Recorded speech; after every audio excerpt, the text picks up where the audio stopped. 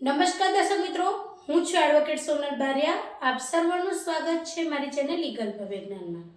દર્શક મિત્રો, હાલમાં જ સુપ્રીમ કોર્ટે વીમા કંપનીઓને એક આદેશ આપ્યો છે કે જે પણ વ્યક્તિનું રોડ અકસ્માતની અંદર ગંભીર રીતે ઈજાઓ પહોંચે છે અથવા તો અવસાન પામે છે તેવા સંજોગોમાં જ્યારે વીમા કંપનીએ જે વીમાની રકમ આપવાની હોય છે તે ડાયરેક્ટ જે તે પીડિત પરિવાર છે તેમને અથવા તો જે વ્યક્તિ પીડિત છે, બરાબર, જેને ગંભીર રીતે ઈજાઓ પહોંચી છે પરંતુ તેનું અવસાન નથી થયું તો તે વ્યક્તિ છે તો તેમને આપવાની હોય તો એ જે વ્યક્તિઓ છે તેમને ડાયરેક્ટ તેમના બેંક એકાઉન્ટની અંદર રકમ આપવામાં આવે.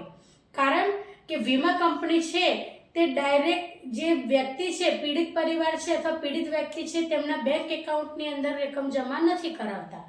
તે ટ્રિબ્યુનલની અંદર કરાવે છે અને ટ્રિબ્યુનલની અંદર રકમ ક્યારે આવે છે એ પણ જે પીડિત પરિવાર છે તેમને ખ્યાલ નથી રહેતો અને ટ્રિબ્યુનલની અંદરથી તેમને જે રકમ મેળવવાની હોય છે તેની અંદર તેમને ઘણા ધક્કા ખાવા પડતા હોય છે અને દર્શક મિત્રો ઘણી બધી મુશ્કેલીઓનો પણ સામનો કરવો પડે છે.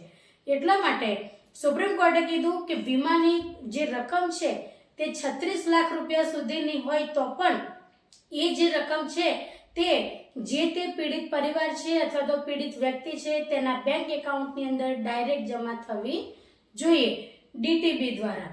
એટલે ટ્રિબ્યુનલની અંદર એ રકમ છે એ ન જમા કરાવીને ડાયરેક્ટ બેંક એકાઉન્ટમાં આપે, જેથી કરીને જે પીડિત પરિવાર છે તેમને જે મુશ્કેલીઓનો સામનો કરવો પડે તે ન કરવો પડે.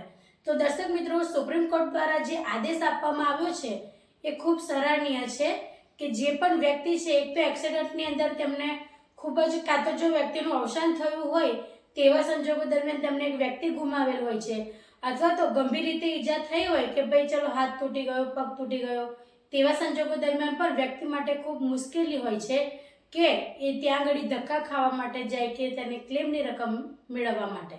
એટલા માટે આ રીતે જે પણ વ્યક્તિ છે તેમને જો વીમાની રકમ હવે પછી મળશે તો ડાયરેક્ટ બેંક એકાઉન્ટની અંદર પ્રાપ્ત થશે. જો દર્શક મિત્રો વિડીયો ગમ્યો હોય તો તેને લાઈક કરજો, શેર કરજો અને ચેનલને સબસ્ક્રાઈબ કરજો. આજના માટે આટલું જ. જય હિન્દ, જય ભારત.